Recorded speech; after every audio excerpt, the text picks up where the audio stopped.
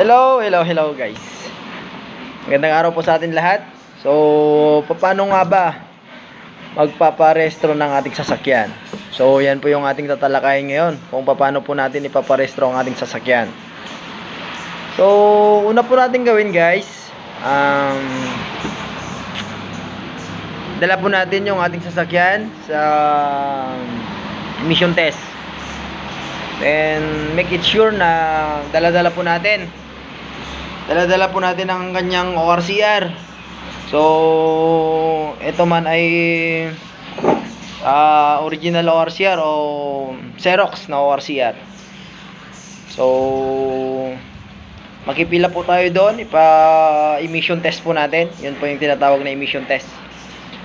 So after that guys, pagkatapos ng emission test, pupunta po tayo sa insurance.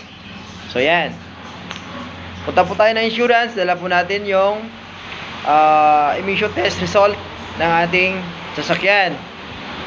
Then kukuha po tayo ng insurance ng ating sasakyan.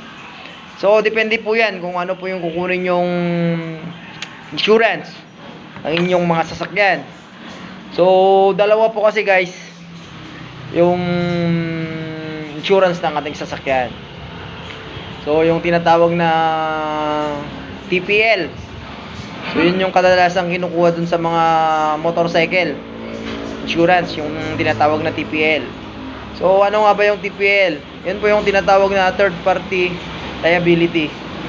So yun po kasi yung pinakamura na insurance ng motorsiklo o ating mga sasakyan. So ito po, ang saklaw lang po kasi ng TPL is kung halimbawa nakabangga po tayo ng tao at ito po ay na-hospital, yun po ang sasagutin ng insurance. At kung halimbawa po namatay yung ating nabangga, yun din po ang sasagutin ng ating insurance. Hindi po kasali ang sasakyan at saka yung nagmamaneho ng motorsiklo sa TPL na insurance.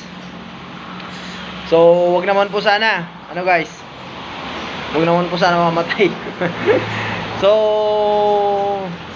yung pangalawang insurance guys, yun yung tinatawag na comprehensive insurance. So ano nga din ang comprehensive insurance na tinatawag. So ang tinatawag na comprehensive insurance ay saklaw nito ang sasakyan, driver, at saka yung kabunggo ng sasakyan.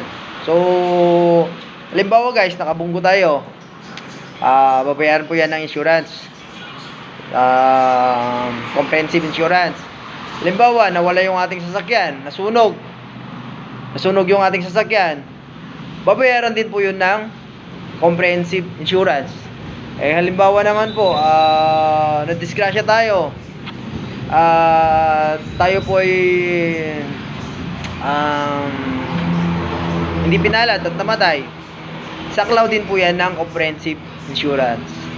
So yan po yung pagkakaiba ng TPL at saka comprehensive insurance guys.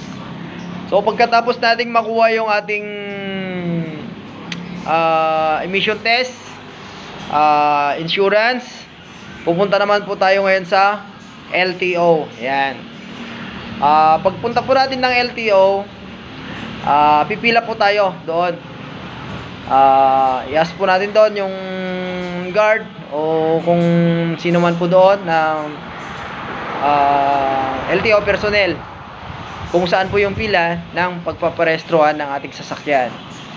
So tatlong step lang yan guys.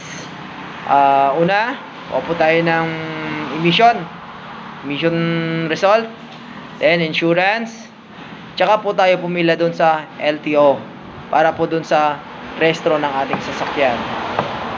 So ayan lamang po yung tatlong step na gagawin natin guys kung tayo po yung magpaparehistro ng ating sasakyan. So sana po may napulot po tayong aral sa ating video ngayon. So wag nyo na rin pong kalimutan mag-like guys at mag-subscribe para sa mga marami pa pang detalye na ating i-upload hinggil po sa ating mga transaksyon sa LTO o hinggil sa mga iba't ibang mga kailangan gawin kung ang ating sasakyan ay kailangan nating i-restro o ibenta o ano man yan. So hanggang dyan lamang po guys, at marami pong salamat and God bless po sa atin lahat.